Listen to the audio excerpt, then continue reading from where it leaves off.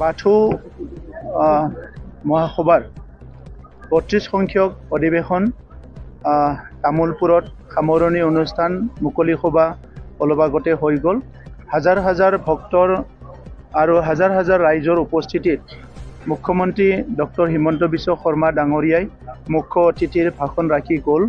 আৰু ইতিমধ্যে মুখ্যমন্ত্ৰী ডাঙৰীয়াই স্পষ্টভাৱে কৈছে যে আমি যি ধৰ্মক বিশ্বাস কৰিছোঁ, বাথৌ ধৰ্ম, এই ধৰ্ম অতিকৈ প্ৰাচীন এটা ধৰ্ম আৰু এই ধৰ্মৰ দৰ্শন, এই ধৰ্মৰ যিটো তত্ত্ব সেইটো প্ৰকৃতিৰ লগত আগৰ পৰাই জড়িত হৈ আছে। আজিৰ সময়ত বিভিন্ন লোকে, বিভিন্ন সংগঠনে, বিভিন্ন সংস্থাই, বিভিন্ন দেশে য'ত প্ৰকৃতিৰ কথা কৈছে, পৰ্যাবৰণ, জলবায়ু প্ৰটেকশ্যন কৰাৰ কথা কৈছে, ইয়াৰ বহুত হাজাৰ বছৰ আগৰ পৰাই বাথৌ ধৰ্মৰ লোকসকলে আমাৰ প্ৰাকৃতিক পূজা কৰি আহিছে। আৰু যেতিয়া আমি দেখিছোঁ আমাৰ দেউতাসকলে, আমাৰ আগৰ প্ৰজন্মই যেতিয়াই গছ এটা কাটিব লাগে প্ৰথমতে গছটো সেৱা কৰে, যেতিয়া ভূমিত কোদালেৰে মাটি খান্দিব লাগে ভূমিক আগতে পূজা কৰে, ঘৰৰ পৰা ওলোৱাৰ লগে লগে হয় ভূমি নহ'লে সূৰ্যক সেৱা কৰে। এইবিলাক আমি বহুত সৰুৰ পৰাই দেখা পাই আহিছোঁ।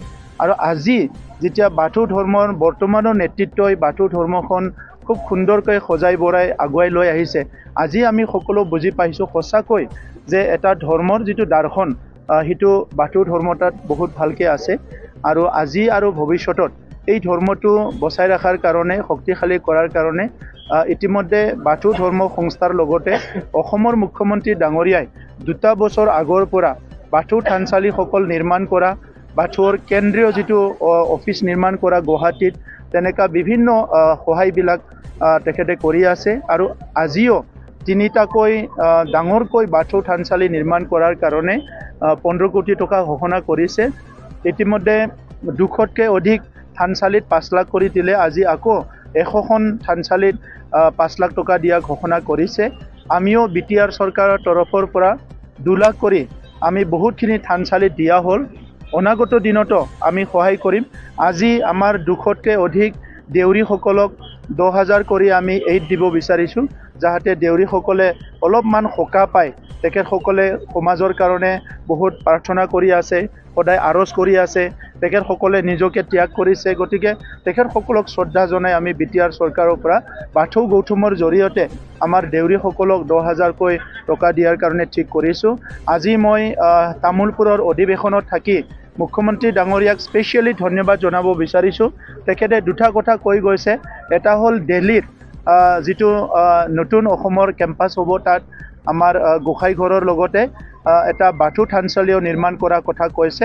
আৰু অলপ আগতে আমাক আমাৰ কেন্দ্ৰীয় নেতৃবৃন্দক ব্যক্তিগতভাৱে তেখেতে কৈছে কম দিনৰ ভিতৰতে গুৱাহাটী যি মুখ্যমন্ত্ৰীৰ ৰেচিডেন্স, তাতো এটা বাথৌ থানচালি তেখেতে স্থাপন কৰিব।